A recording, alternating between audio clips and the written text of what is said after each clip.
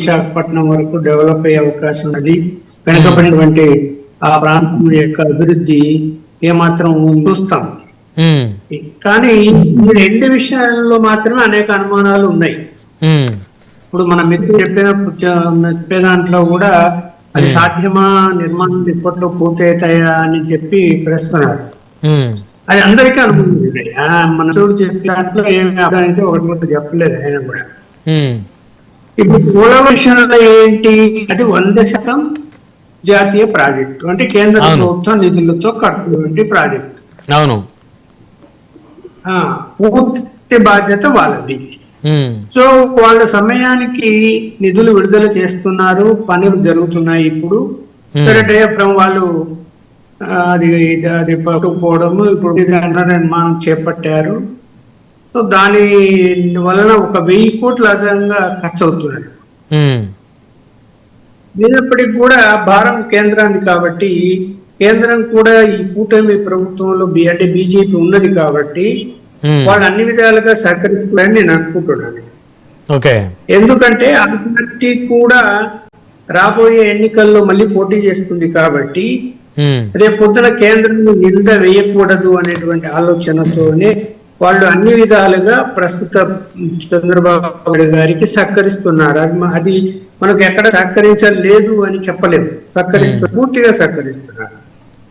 So అలాంటప్పుడు పోలవరం నిర్మాణం పనులు సరే ముందు అధికారులు చెప్పిన అంచనాలు, ఇంజనీర్లు చెప్పేదాన్ని బట్టి 2026 జూన్ అయిపోతాయి అన్నాడు ఆయన. కానీ ఇప్పుడు మళ్ళీ 2027 27 అని చెప్తున్నాడు. సరే పోనీ అప్పటికైనా పూర్తయితే గనక ఖచ్చితంగా ఆ పోలవరం మనం ఏదైతే దానికి ఈ కృష్ణా అనుసంధానం కానీ లేకపోతే పంటలకు నీరందనం కానీ విద్యుత్ ప్రాజెక్టు ఇవన్నీ పరిణామాలు స్టార్ట్ అవుతాయి. స్టార్ట్ అయినప్పుడు ఖచ్చితంగా ప్రజలు ఒక 6-7 జిల్లాల వాళ్ళు సంతోషిస్తారు.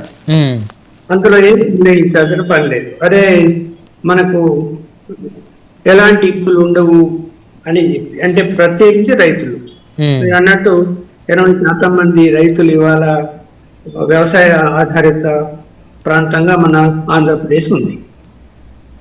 సో సరే ఎందుకు జగన్మోహన్ రెడ్డి గారు అలా చేశారు, రీటెండర్ అన్నాడు, మళ్ళీ ఏదో చెప్పి కల్పన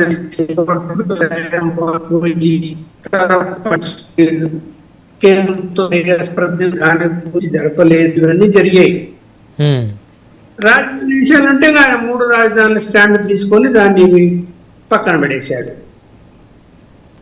గత ప్రభుత్వం ఇప్పుడు రాజధాని విషయంలో గత ప్రభుత్వం ఖచ్చితంగా ఫెయిల్ అని అనాలి కదా మనం, ఎందుకంటే 3 రాజధాని స్టాండ్ తీసుకోవడం వల్ల అతను 3 రాజధానులని తీసుకున్నటువంటి ఆ యొక్క పద్ధతి కరెక్ట్ కాదు నా అభిప్రాయం.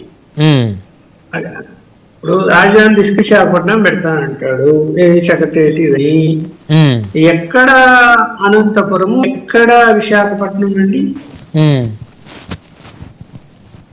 అవును, ఏం అవసరం, అందరికి పాయింట్ అమరావతి అంటే విజయవాడకు ఉంటుంది. దాన్ని కాదని తనేదో అప్పుడు తీసుకెళ్తే అభివృద్ధి చెందినటువంటి విశాఖపట్నం సరే మనం శ్రీకాకుళం నగరం ప్రాంతాలు అభివృద్ధి చెందలేదు ఒప్పుకున్నాం, కానీ నగరాన్ని తీసుకున్నప్పుడు మనకు ఆంధ్రప్రదేశ్ లో అత్యంత అంటే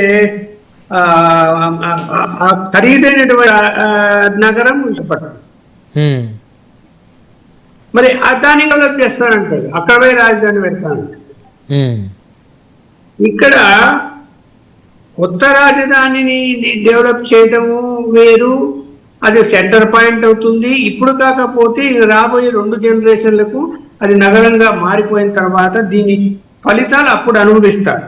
మనం ఇప్పుడు అనుభవించకపోవచ్చు. ఇప్పుడేమి హైటెక్ సిటీ ఇవన్నీ అప్పుడున్న వాళ్ళకి అనుభవిస్తున్నారా? ఇప్పుడు ఎంత అభివృద్ధి చెందింది ఈ యొక్క 30 సంవత్సరాల్లో? తేడా ఉంది కదా. అభివృద్ధి అన్నది నిదానంగా జరుగుతున్న ప్రాసెస్. అవును, కాకపోతే అన్ని అంగులు చేసి పెట్టాలి. సరే గుంటూరు విజయవాడ మనకంటే ఖచ్చితంగా అమరావతి నిర్మాణం వలన గుంటూరు అమరావతి విజయవాడ కలిసిపోతాయి, అంటే పెద్ద నగరంగా ఏర్పడుతుంది. లేదా జంట నగరాలు అవుతాయి భవిష్యత్తులో గుంటూరు విజయవాడ అవుతాయి. ఒక పెద్ద నగరం ఉంది. ఇప్పుడు తెలంగాణలో హైదరాబాద్ అభివృద్ధి చెందడం వలన ఇవాళ తెలంగాణ రెవెన్యూలో 70% హైదరాబాద్ నగరం నుంచి వస్తున్నది. 100%. హైదరాబాద్ నగరం రెవెన్యూ లేకపోతే తెలంగాణకి అసలు ఆదాయం ఎక్కడ ఉంటుంది సార్? ఉండదు కదా. లేదు, 70% ఒకటేసారి 70% ఒక నగరంలో వస్తుందంటే ఇప్పుడు చేయొచ్చు. ఓయమ్మా ఇక్కడ ఇది డెవలప్ అవుతుంది, ఇది ఎప్పుడు అవుతుంది అని మన జనరేషన్ లో ఆలోచించవచ్చు ఏమో గానీ రాబోయేటువంటి జనరేషన్ గురించి రాష్ట్రం విడగొట్టడమే పెద్ద తప్పు నా అభిప్రాయం అయితే. అవును, ఇప్పటికీ కూడా ఆవేదన ఆంధ్ర వాళ్ళలో విపరీతంగా ఉంది కదా. ఒక మహానగరాన్ని అందరం కలిసి నిర్మించుకున్నాము, అందరం కలిసి. ఆ నగరం మన చేయి జారిపోయింది, ఈ రోజు మనకు రాజధాని లేదు, ఎన్ని సంవత్సరాలు పడుతుందని. లేదు బ్రహ్మనాయుడు గారు, మీరు వక్ర భాషను చెప్తున్నారు. ఆంధ్రప్రదేశ్ రాష్ట్రంలో ఉన్నటువంటి ఏ సామాన్యుడు కూడా హైదరాబాద్ నుంచి విడిపోయామని మేము ఎప్పుడు బాధపడట్లేదు. హైదరాబాద్ ఉన్ననాళ్ళు ఇక్కడ ఉన్నటువంటి పెట్టుబడిదారులందరూ కూడా, ఇక్కడ విజయవాడలో ఉన్నటువంటి లగడపాటి రాజగోపాల్ గారు ఉదాహరణగా చెప్తున్నా, హైదరాబాద్ వెళ్ళి ల్యాంకో హిల్స్ మీద పెట్టుబడులు పెట్టారు, కొంతమంది కావూరి హిల్స్ అని పెట్టుబడులు పెట్టారు. ఇక్కడ విజయవాడలో మాత్రం ఇటుకరాయి కూడా వేసినటువంటి పరిస్థితి లేదు. గుంటూరు నుంచి వెళ్ళిన వాళ్ళు అంతే, నెల్లూరు నుంచి వెళ్ళిన వాళ్ళు చెన్నైకి వెళ్ళిపోయారు, అలాగే కడప, కర్నూలు ఇటువంటి వాళ్ళందరూ కూడా బెంగళూరు. ఈ రోజు కూడా సాక్షాత్ ప్రతిపక్ష నాయకుడు కూడా బెంగళూరు వెళ్ళి పెట్టుబడులు పెడుతూ ఉంటాడు. వైజాగ్ లో ఉన్న వాళ్ళందరూ ఒరిస్సా వెళ్ళి పెట్టుబడి పెడుతూ ఉంటారు. కానీ ఆంధ్రప్రదేశ్ డెవలప్మెంట్ లో వీళ్ళందరి పాత్ర శూన్యం. ఈ రోజు రాష్ట్రం విడిపోయిన బట్టి మాత్రమే ఈ రోజు ఆంధ్రప్రదేశ్ లో డెవలప్మెంట్ అనేది జరుగుతుంది, పర్ క్యాపిటల్ ఇన్కమ్ పెరుగుతుంది. జగన్మోహన్ రెడ్డి గారు ఉన్న టైంలో జిఎస్టీలో తెలంగాణను మించి, బ్రహ్మనాయుడు గారు మీరు నోట్ దిస్ పాయింట్, జిఎస్టీలో తెలంగాణ ఐటీ అద్భుతం, వర్షాలు కురుస్తున్నాయి, డబ్బులు వరదలాగా ప్రవహిస్తున్నాయి, నిధులు ప్రవహిస్తున్నాయి అన్నటువంటి తెలంగాణని కూడా వెనక్కి నెట్టి, బెంగళూరుని వెనక్కి నెట్టి ఆంధ్రప్రదేశ్ జిఎస్టీలో ఈ రాష్ట్రం, తెలుగు రాష్ట్రం ముందున్నటువంటి పరిస్థితి. సుమారుగా 3 సంవత్సరాల పాటు ముందున్నాం. ఈ రోజు ఈ 2 సంవత్సరాల పరిపాలన అట్టడుక్కెళ్ళాం. అని 2 సంవత్సరాల పరిపాలనలో ఇన్ని ప్రాజెక్టులు నిర్మాణం వేగవంతంగా ఏమి నిర్మాణాలు జరిగినాయి, ఏ ప్రాజెక్టులు కంప్లీట్ చేశారు మీరు చెప్పండి. భోగాపురం ఎయిర్పోర్ట్ ముందుకెళ్ళలేదా? పోలవరం పనులు వేగంగా జరగట్లేదు. 87%. నిన్న డిబేట్ లో మీకు నిపుణులందరూ కూడా చక్కగా చెప్పారు. 15,000 ఎకరాలతో ప్రపోజ్డ్ బై చంద్రబాబు నాయుడు, 2,500 ఎకరాలతో జగన్మోహన్ రెడ్డి గవర్నమెంట్ వచ్చిన తర్వాత కోర్టులో ఉన్నటువంటి కేసులన్నీ కూడా క్లియర్ చేసి చంద్రబాబు నాయుడు గారు ఇస్తానన్నటువంటి 12.5 లక్షలు కాకుండా 25 లక్షల రూపాయలు ప్యాకేజ్ ఇచ్చి ఒక్కొక్క రైతుకి 2,500 ఎకరాల్లో 87% కంప్లీట్ చేసి ఇచ్చి ఫౌండేషన్ స్టోన్ రోజర్ చెప్పాడు జగన్మోహన్ రెడ్డి. జిఎంఆర్ వాళ్ళకి ఇస్తున్నాం, 26లో ఇక్కడ ఫ్లైట్ దిగుద్ది అని చెప్పాడు, 26లో దిగింది. ఓకే వెంకటేష్ గారు ఒక నిమిషం, లక్ష్మణ్ గారు కంటిన్యూ చేయండి. ఇప్పుడు వెంకటేష్ గారు ఏమంటారంటే, కాదు నేను అన్నాను కదా లక్ష్మణ్ గారు ఒక్క నిమిషం, నేనేమన్నాను, హైదరాబాద్ లాంటి మహానగరాన్ని రాష్ట్ర విభజన ద్వారా కోల్పోయినందుకు ఆంధ్ర వాళ్ళందరూ కూడా బాధ ఉంది చాలా మందికి. అంత పెద్ద మహానగరాన్ని మళ్ళీ మనం ఎప్పుడు నిర్మించుకోగలం అంటే వారు ఏమంటున్నారు, ఎవరికి మాకు బాధ లేదండి, మేమందరం హ్యాపీగానే ఉన్నాము. ఉమ్మడి ఆంధ్రప్రదేశ్లో లగడపాటి రాజగోపాల్ గారు లాంటి పెద్ద పెద్ద ఇండస్ట్రియలిస్టులు పోయి హైదరాబాద్లో పెట్టుబడులు పెట్టారు.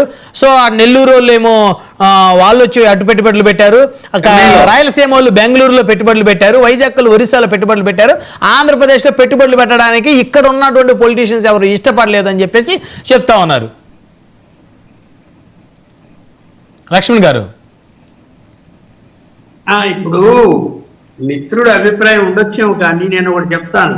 మీకు బాధ లేదా హైదరాబాద్ కోల్పోయామనే బాధ? ఉండండి, పెట్టుబడిదారులు ఎప్పుడు ముందుకు వస్తారు, వాళ్ళకి విశ్వాసం ఉండాలి. విశ్వాసం లేకుండా చేసేది ఎవరు? జగన్మోహన్ రెడ్డి గారు. అదే ఆయన 5 సంవత్సరాలు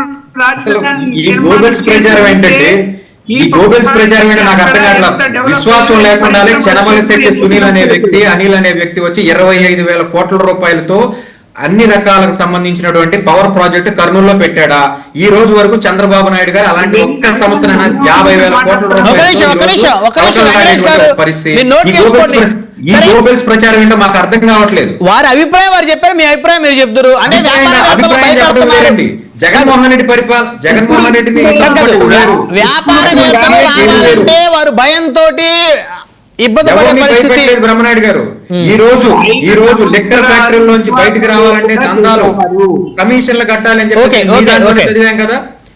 ఈ రోజు మీరు చెప్పిన వార్తే కదా, కింగ్ఫిషర్ కంపెనీ నుంచి బీర్లు బయటకు రావాలంటే మాకు దందాలు కట్టాలి. ఒక నిమిషం వెంకటేష్ గారు మాట్లాడుతున్నారు, దయచేసి ఆగండి. మీ టర్మ్ వచ్చినప్పుడు ఇంకా మాట్లాడాల్సిన వాళ్ళు ఉన్నారు. లక్ష్మణ్ గారు, ఇప్పుడు 5 సంవత్సరాలు అలా జరిగిపోయింది. పోనీ ఇప్పుడు ఎంతైనా విశ్వాసంగా ఈ ప్రభుత్వం విశ్వాసం క్రియేట్ చేయడానికి ప్రయత్నం చేస్తూ కేంద్ర ప్రభుత్వం అండతో ముందుకెళ్తూ ఉంటే ఆ విశ్వాసాన్ని దెబ్బతీసే ప్రయత్నాలు జరుగుతున్నాయా లేదా? ఇప్పుడు కూడా జరుగుతున్నాయా? అంటే ఏంటి? ఓకే ఓకే అంటే మీరు చెప్పేది పీపీపీ మెడికల్ కాలేజీలు ఎవరైతే పీపీపీ ద్వారా దక్కించుకుంటారో వాళ్ళు మళ్ళీ వదిలేసి వెళ్ళిపోవాలి ఓకే అని జగన్ గారు అన్నారు కాబట్టి భయపడతారంటారు రావడానికి. జైల్లో వేస్తానంటున్నాడు, తప్పు కాదు అది. జైల్లో వేస్తానంటాం అంటే ఆ మాట అనకూడదు. జైల్లో వేస్తానంటే వాళ్ళు డబ్బులు పెట్టి పుణ్యానికి వాళ్ళు మళ్ళీ జైలుకి ఎందుకు వెళ్ళాలి పాపం వ్యాపారవేత్తలు? ప్రజల ఆస్తులు దోచుకుంటే జైలుకి వెళ్ళాలి. ఇప్పుడు ఒకప్పుడు ఉమ్మడి రాజధాని హైదరాబాద్ ఉన్నప్పుడు ఇలాంటి డిస్టర్బెన్స్ ఏమీ లేవు, ప్రశాంతంగా హైదరాబాద్ నగరం. ఇప్పుడు హైదరాబాద్ ఉమ్మడి హైదరాబాద్ లో ఎవరైనా పెట్టుబడులు పెడితే వాళ్ళని జైలుకి పంపిస్తామని బహుశా ఇప్పుడు వైఎస్ఆర్ గారు కానీ చంద్రబాబు గారు కానీ ఎన్టీ రామారావు గారు